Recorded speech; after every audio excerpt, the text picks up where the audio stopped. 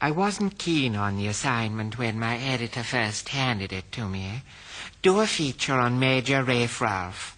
There's been so many stories about Major Ralph, the colourful horse dealer who'd gone into the business of managing rock and roll stars.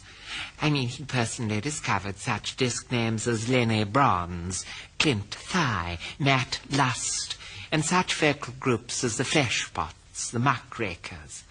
There were always 5 or 6 up-and-coming rock stars living with him in his luxury flat in Mine Street, so it was naturally there I went to get my interview.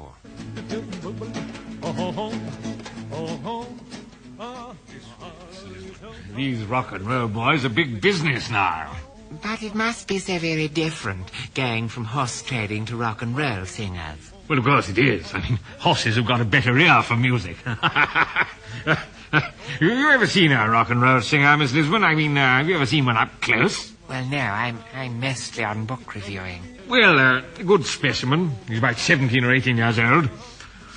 About 5'10", fully extended, sagging to about 5'4" in the singing position. Points to look for are the forehead. Shouldn't be more than about half an inch of that.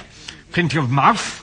The lower lip permanently slack and wherever possible fallen arches. They save a lot of trouble in mid-career, you know. I suppose a nice musical singing voice is what you look out for as well, is that right? I do, yes. First sign of that and out he goes, what? To me, the most fascinating part is that you always house 5 or 6 of these rock and roll stars in your own home. Well, it's not all that eccentric. I mean, some of them can be house-trained with a little patience. Would you like to see one? Get one for you. Major, some rotten ants pinch the strings of my guitar, look.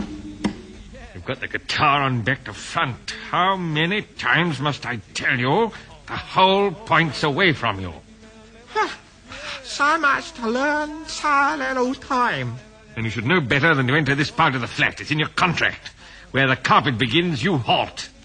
Now, which one are you, anyway? Sue Rambo. Not your real name, the name I gave you.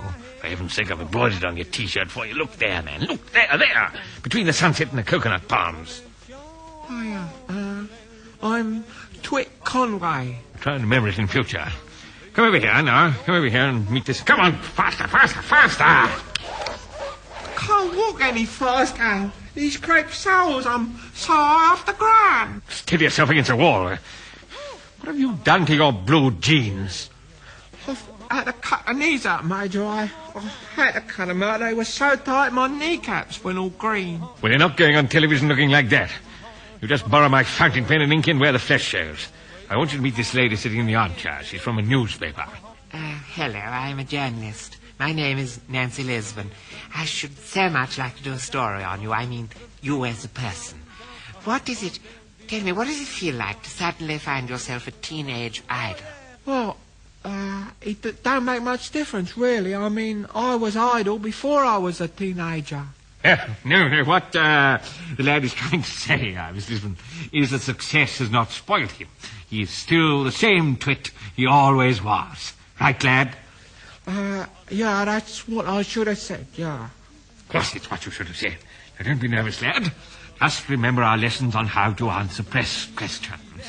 Just bear in mind what you've been told to say. Well, Twit, do you want to stay a rock and roll singer all your life? I mean, what is your ultimate ambition? We are just good friends. That is the answer to another question. Remember, the answer to this one is, I want to become an all-round. Oh, yeah. I want to become an all-round entertainer. Entertainer, yeah. My dream is one day to play Old Vic in Shakespeare. Oh, how sweet. You're fond of Shakespeare? Are you fond of Shakespeare? We are just good friends. He's rather shy still. Just a sweet, lovable lad, natural, fun-loving, and a good son to his own mother and father. Tell Miss Lisbon how you look after your parents, Conway. Who? Your parents, your mother and father. Oh, yeah, now that I've got some money, I've been able to move my old mum and dad into a small house. I bet they're delighted. No, they ain't. They was in a big house. It was the Major's idea, you see. He said, you're a victim and I'll flog the Yes, I think Miss Lisbon has probably had enough. Okay. Now, well, Conway, back you go to your quarters. Tell Vincent Donny I'll be along very soon for some hip-twitching practice. All right, sir. Well, goodbye, Miss Lisbon. Goodbye, Twit. And if you think of anything further, here's my card. Well, I think I'd better be getting along too, Major. Right, well, I'll see you to the front door. I trust, Miss Lisbon, you won't go and write one of those nasty, lurid stories about my kids. I mean, you saw Conway for yourself. He's just as normal and well-balanced as any other 17-year-old ex-plasterer's mate suddenly earning £1,000 a week.